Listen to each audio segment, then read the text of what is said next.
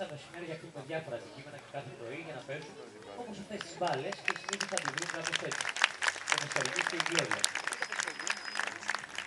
Βέβαια, εμείς σας το δείξαμε αυτό γιατί θέλουμε να σας τονίσουμε ότι στη θάλασσα, στη φύση έξω δεν εντοπίζουν μπάλες με αέρα, αλλά δυστυχώς αντικείμενα που εμείς οι άνθρωποι έχουμε πετάξει κατά καιρούς ή σχισμένα δίχτυα ή κάτι άλλο που συνήθως παίζοντας με αυτά έχουν πολύ άσχημες συνέπειες. Γι' αυτό πρέπει να θυμόμαστε και εμείς όσο περνάμε το χέρι μας να μην πετάμε αντικείμενα και σκουπίδια.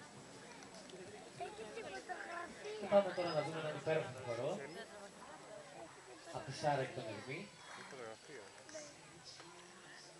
Σαν ένδειξη αγάπης και εμπιστοσύνης που έχουν χτίσει το Δελφίνιο και το Δευτέρι.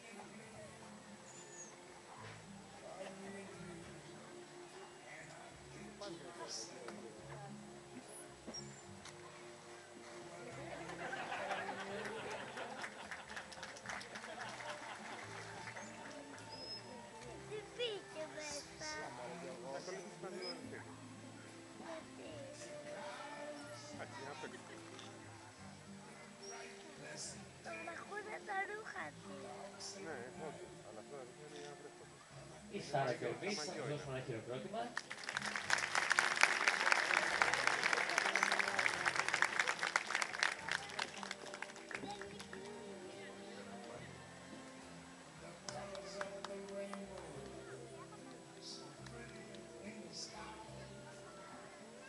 Βεβαίως μετά από μια τέτοια μελωδία και έναν τόσο τρυφερό χορό, έχουμε τη διάθεση για μια τρυφερή αγκαλιά.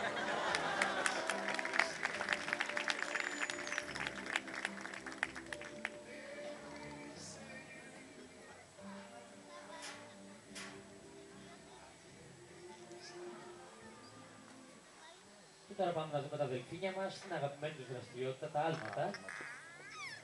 Ετοιμάστε τις κάμερες σας, θα περάσουν από μπροστά σας.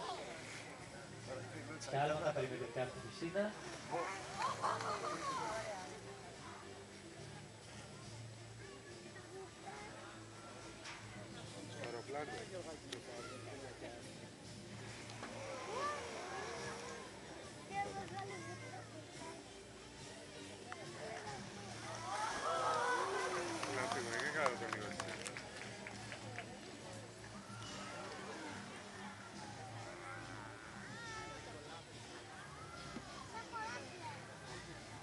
Και όλα μαζί στο κέντρο.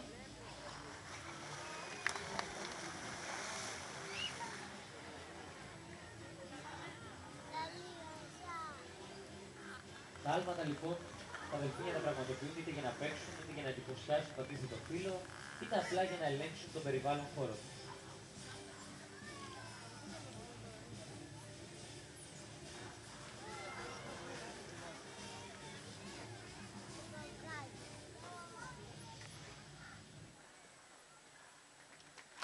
Και στο σημείο αυτό τα δελφίνια μας, με έναν ιδιαίτερο τρόπο δικό τους, μοναδικό, θα σας αποχαιρετήσουν.